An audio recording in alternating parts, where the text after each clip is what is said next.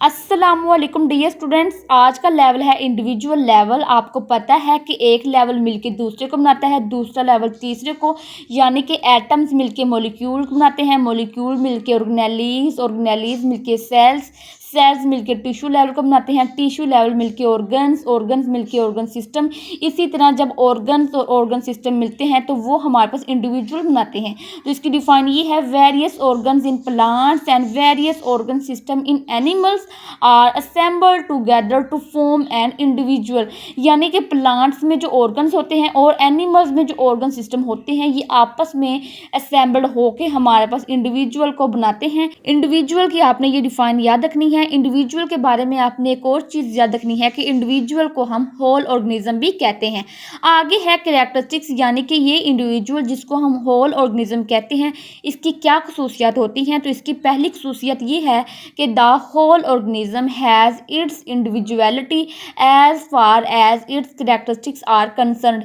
Individuality का मतलब होता है मुख्तलिफ, यानी कि होल ऑर्गेनिज्म जिसको हम इंडिविजुअल कहते हैं, इस इंडिविजुअल के पास जो कैरेक्टरिस्टिक्स होती हैं वो दुनिया में किसी भी इंडिविजुअल के पास मौजूद नहीं होती हैं।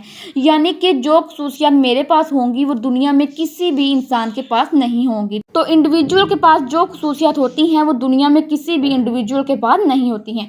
आगे दूसरा पॉइंट ये है, it is different from other members of the same species. और ये इंडिविजुअल सेम स्पीशीज़ के मेंबर से भी मुख्तलिफ होता है। जैसे कि हम सब इंसान हैं लेकिन हम इंसान एक दूसरे से बहुत ही ज़्यादा मुख्तलिफ हैं। ठीक है, तो आपने इसकी दो करैक्टरिस्टिक्स याद रखनी है। आगे स्टूडेंट्स हमारे पास है वर्क ऑफ होल ऑर्गेनिज्म के होल ऑर्गेनिज्म कैसे काम करता है।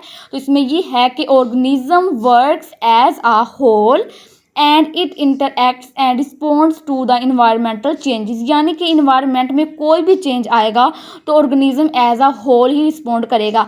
फॉर एग्जांपल जब हमें भूख लगती है या हमें प्यास लगती है तो हमारी पूरी बॉडी ही मूव करती है, यानी कि हमारी पूरी body he as a whole work करती है। इसी तरह इन्वायरमेंट में जब भी कोई चेंज आता है तो पूरा ऑर्गेनिज्म ही रिस्पॉन्ड करता है। तो ये बहुत ही वीआईपी शॉर्ट क्वेश्चन है, तो आपने वर्क ऑफ होल ऑर्गेनिज्म को इसी तरह याद करना है।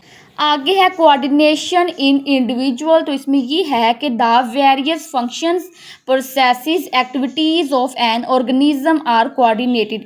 तो ऑर्गेनिज्म जिसको हम इंडिविजुअल कहते हैं, इस इंडिविजुअल के अंदर जो भी फंक्शंस होते हैं, जो भी एक्टिविटीज़ और प्रोसेसेस होते हैं, इन सब का आपस में एक ताल्लुक होता है। इस बात को समझने के लिए हमारे पास एक एग्जाम्पल है जिसमें हमने ये देखना है कि इंडिविजुअल के अंदर फंक्शंस, प्रोसेसेस और एक्टिविटीज़ का आपस में कैसे ताल्लुक होता है। तो इसमें ये है, for example if a man is engaged in continuous and hard exercise.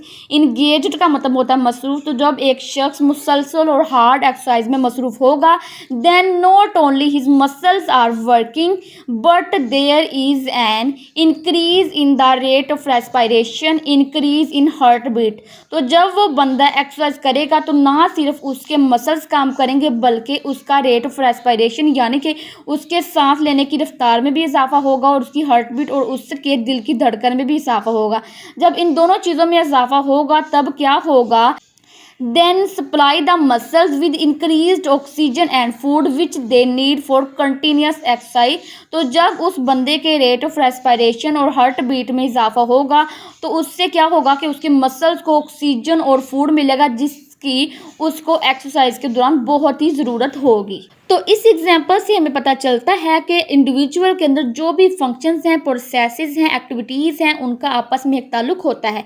आगे हमारे पास है कोऑर्डिनेशन इन एनिमल्स। तो एनिमल्स के अंदर जो भी सिस्टम्स होते हैं उनका भी आपस में एक ताल्लुक होता है। तो इसमें ये है कि in animals the coordination is achieved by nervous system endocrine system. तो एनिमल्स के अंदर जो कोऑर्डिनेशन होती है वो इन दोनों सिस्टम के जरिए ही अचीव्ड होती है।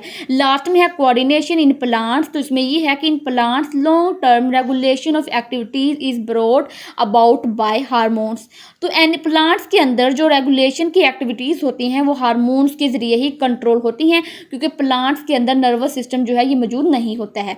तो स्टूडेंट्स ये हमारे पास सिंपल सा लेवल था, इंडिविजुअल लेवल। अगर ये आपको एज अ लॉन्ग क्वेश्चन आ जाए तो आपने बिल्कुल इसको इसी तरह लिखना है, इंशाल्लाह आपको फुल मार्क्स मिलेंगे। ओके जी, अल्लाह हाफिज़।